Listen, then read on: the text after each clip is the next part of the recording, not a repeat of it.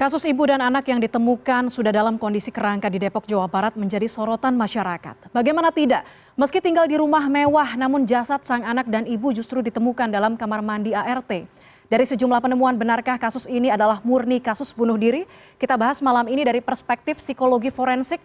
Bergabung bersama saya ada Reza Indragiri. Mas Reza, selamat malam.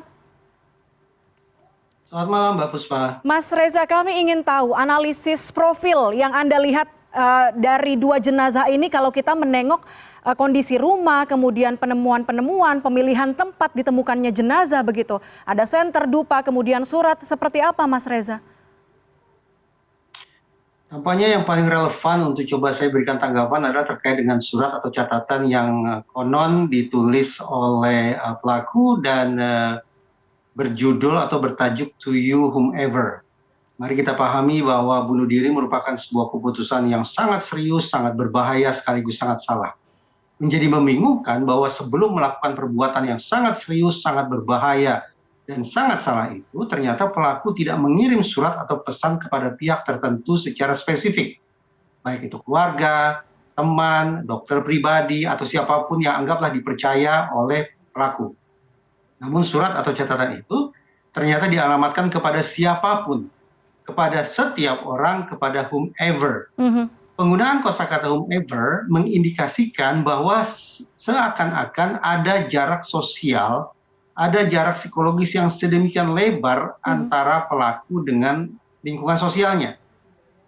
Apa gerangan yang terjadi? Tafsiran saya adalah pelaku sudah mengisolasi atau mengalienasi dirinya sedemikian rupa dari orang-orang yang semestinya dekat dengan mereka. Nah, perilaku mengisolasi atau mengalienasi atau mengasingkan diri semacam itu memang mirip dengan orang yang mengalami affective disorder atau gangguan perasaan, termasuk jenisnya adalah depresi. Kalau kemudian kita asumsikan bahwa pelaku mengalami atau mengidap depresi, maka ini berkesesuaian dengan sekian banyak data bahwa depresi memang merupakan pintu gerbang yang tanda petik ideal bagi aksi bunuh diri. Oke, berarti pesan ini mengisyaratkan seolah tidak ada orang tertentu, tidak ada keluarga atau sahabat atau siapapun yang mungkin mendengarkan keluh kesah mereka begitu ya. Tapi bagaimana kemudian mengidentifikasi bahwa surat ini memang benar dibuat oleh sang anak atau mungkin ini bisa jadi desepsi? Salah satu jalan yang ditempuh dalam metode otopsi psikologis adalah pemeriksaan dokumen. Baik itu korespondensi, pesan WhatsApp, rekening koran, kemudian lalu lintas keluar masuk uang, pembayaran rekening listrik, dan seterusnya. Semua itu dipadukan sedemikian rupa sehingga ditemukan benang merah tentang potret psikologis pelaku. Sekiranya bertentangan satu sama lain, maka sudah barang tentu pengecekan dokumen perlu dilanjutkan dengan jalan kedua, yaitu pemeriksaan terhadap orang-orang yang signifikan, yaitu orang-orang yang dianggap punya pengetahuan, yang bisa memberikan informasi tentang kepribadian, tentang tindak tanduk, dan gelagat-gelagat yang barangkali tampak di luar kelaziman yang bisa disaksikan dari para pelaku. Oke, jadi dengan penyelidikan sampai saat ini masih kita duga adalah kasus bunuh diri, begitu Mas Reza? Sangat penting sesungguhnya apabila isi surat itu bisa kita ketahui secara utuh. Dan kita punya alasan untuk mengetahui itu. Kenapa? Karena sekali lagi surat atau catatan itu dialamatkan kepada siapapun, kepada whomever, bukan kepada pihak tertentu yang menjadikan surat itu sebagai sebuah properti pribadi, tapi ini katakanlah sudah menjadi sebuah properti publik berkat adanya kata whomever.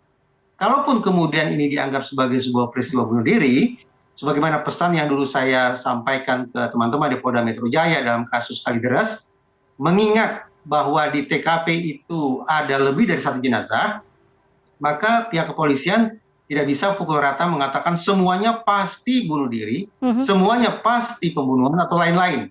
Tetap harus dipilah, disisir satu persatu, jenazah A meninggal karena apa, jenazah B meninggal karena apa, dan seterusnya. Ambil contoh, anggaplah ada satu pelaku yang diketahui berdasarkan pemeriksaan kedokteran forensik telah menenggak zat beracun yang mematikan. Tapi kalau kemudian kita bayangkan bahwa diminumnya zat beracun itu karena adanya pengaruh, karena adanya tekanan, intimidasi, persuasi, atau pengkondisian dari pihak lain, maka boleh jadi ini tidak murni sebagai aksi bunuh diri, tapi justru hasil pengaruh dari pihak lain dalam kurung pembunuhan. Tapi ini pemikiran spekulatif yang harus diuji lewat proses investigasi oleh kepolisian. Oke, kita berfokus pada sosok ibu dan anak yang dianggap jarang bersosialisasi dengan tetangganya, dengan keluarganya. Ada dugaan bahwa ini adalah faktor ekonomi. Apakah ini faktor yang paling make sense, Mas Reza? Sayang beribu sayang, tidak ada angka yang secara signifikan menunjukkan bahwa bunuh diri hanya dilakukan oleh kaum papa.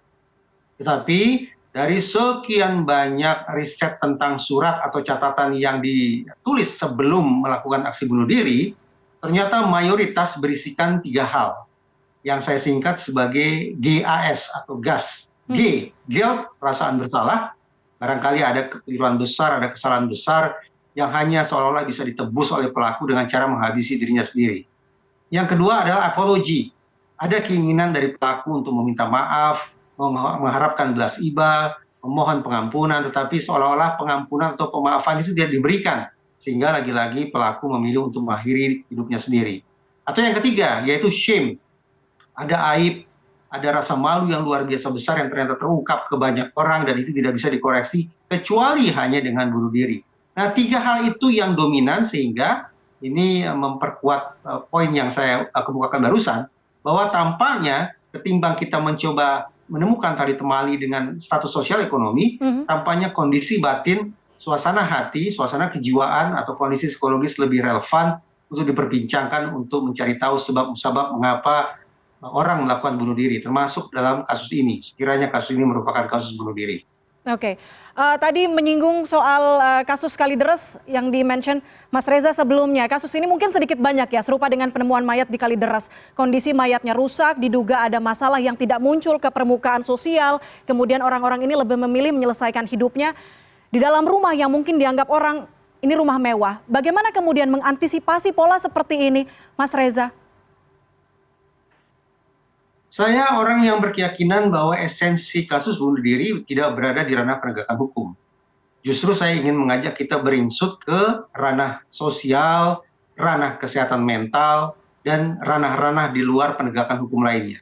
Dengan berinsut sedemikian rupa, maka akan terbuka ruang diskusi sekaligus ruang antisipasi agar masyarakat tidak melakukan peniruan aksi bunuh diri atau copycat suicide. Sehingga nantinya tidak akan mewabah aksi bunuh diri susulan atau suicide epidemic. Hal ihwal terkait dengan copycat suicide dan suicide epidemic saya pikir tidak cukup hanya dibahas di atas meja-meja ruang penegakan hukum. Tapi sekali lagi, barangkali Kementerian Sosial, Kementerian Kesehatan, Kementerian Agama, Kementerian Pendidikan dan Kebudayaan, serta kementerian lainnya, termasuk media dan kita semua, lebih relevan untuk menyoroti kasus ini untuk jangka panjang. Baik Mas Reza, jika benar ini adalah kasus bunuh diri, ini artinya adalah sebuah ironi. Semua harus ikut bertanggung jawab untuk bisa mencegah nantinya ya. Tidak ada kasus serupa copycat suicide ini terjadi di kemudian hari. Mas Reza Indragiri, terima kasih sudah berbagi perspektifnya bersama kami di CNN Indonesia Prime News. Selamat malam. Terima kasih Mbak Puspa, selamat malam.